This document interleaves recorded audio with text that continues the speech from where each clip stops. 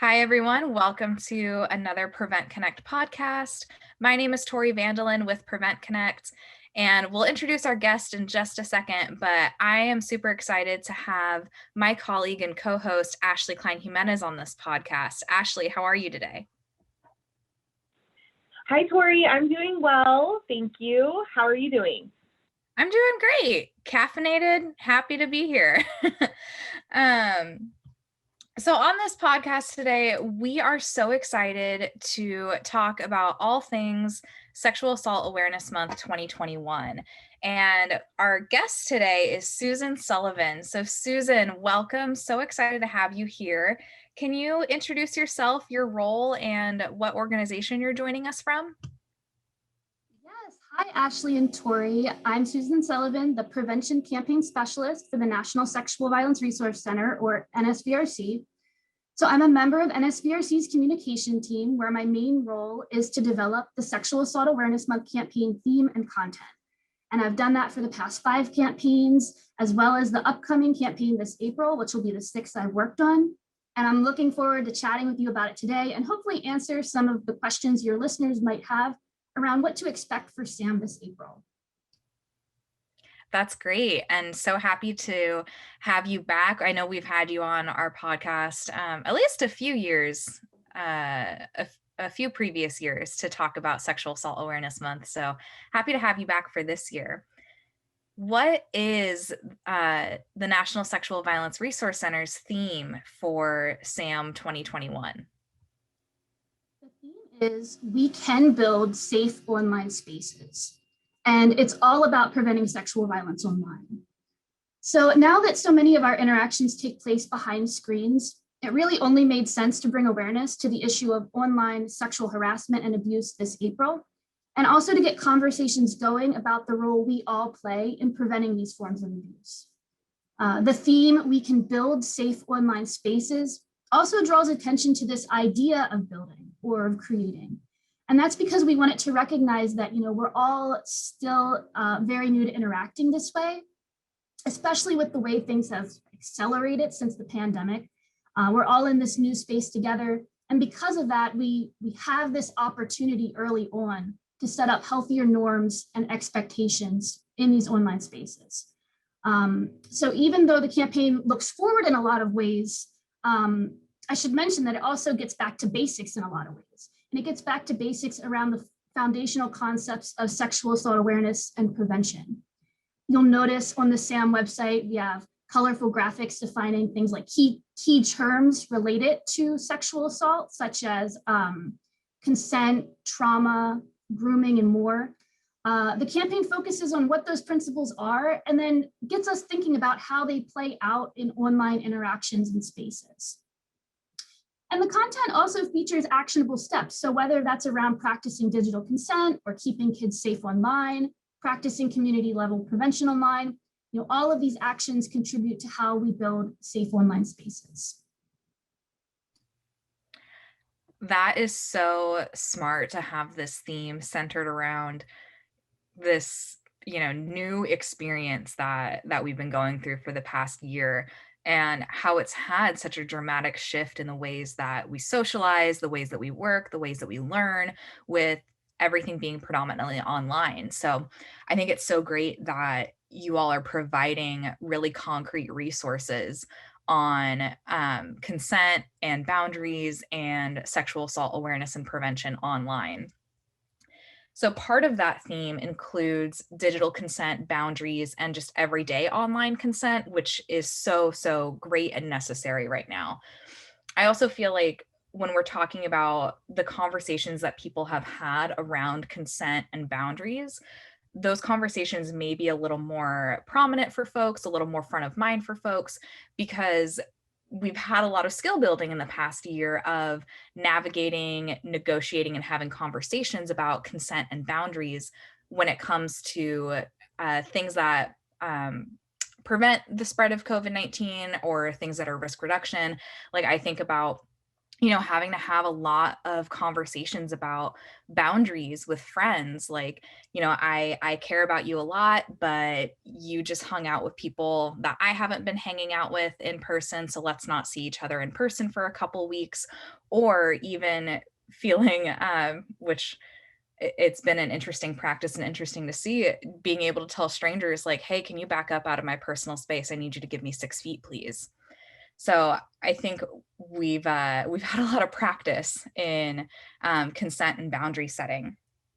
When it comes to online, though, how can people practice consent online, and how do the skills that people are already using to talk about consent and boundaries in relation to the pandemic apply to online interactions and online sexual consent? Right. Yeah, you hit on, so many important notes here around how the pandemic has brought up these conversations around boundaries, relating to COVID-19 risk reduction and prevention. But additionally, right, it's brought up changing situations at home, with children, doing online school, and adults, having to adapt to sharing spaces while working. So, it's made these conversations about in-person boundaries inevitable. Um, but when it comes to respecting boundaries and practicing consent online, like you said, we can continue to use some of the skills we've already developed. We can continue to recognize the importance of not making assumptions about how others feel, to ask questions and check in with others when we aren't sure, and of course, to respect their response, their answer to whatever we're asking them without coercion or pressure. But there are some differences. Unlike in-person interactions online, we may or may not be able to see body language cues like eye contact, which can indicate how someone's really feeling. So when we're communicating online and we're asking for consent online, we really need to think about and develop new ways to recognize others' boundaries and to give them the space to recognize our boundaries as well. I think I'm going to jump in here, if you all don't mind, because I was really excited to see this year's SAM theme. And one of the reasons is, even prior to so many things moving into virtual settings due to the pandemic, we've known that there's harmful interactions happening in the digital world, right, and across technology. And I've actually been working on another project at CalCASA, our ETAG project, which stands for End Tech Abuse Across Generations. And so I felt like, oh, this is like two worlds colliding. And so there's this quote from the SAM website. It says, the reality is that the digital world is not separate from the real world, and the impact of our actions can be just the same. And I think that that's a really important point because, as so many of the ways that we're interacting with one another move online and across digital spaces, abuse does too, right? That's not just happening face to face. And just because it's not happening face to face, but it's happening maybe behind screens, it doesn't make it any less harmful. We've heard from survivors for so long about how online abusive behavior can kind of predict or mirror or even encourage in-person abusive and violent behavior. And on a broader scale, people are making those connections and seeing more examples of that right now, currently in our current context. So Susan, I'm wondering, I just said a whole lot, but I'm wondering if you can describe the connections between preventing sexual harassment and abuse online to preventing sexual harassment and abuse in person. Yeah, so really broadly, it seems like the pandemic has highlighted the way that the online world is not separate from our daily in-person lives. It's always been true that, the online world is just one of the spaces our lives and relationships take place. But with the significant majority of schools, workplaces, and services going virtual, the realness of the digital world is becoming appreciated, I think, in a new way. Additionally, this separation that we talk about, or that is, experience between the digital world and the real world has been used to diminish the significance of online sexual harassment and abuse.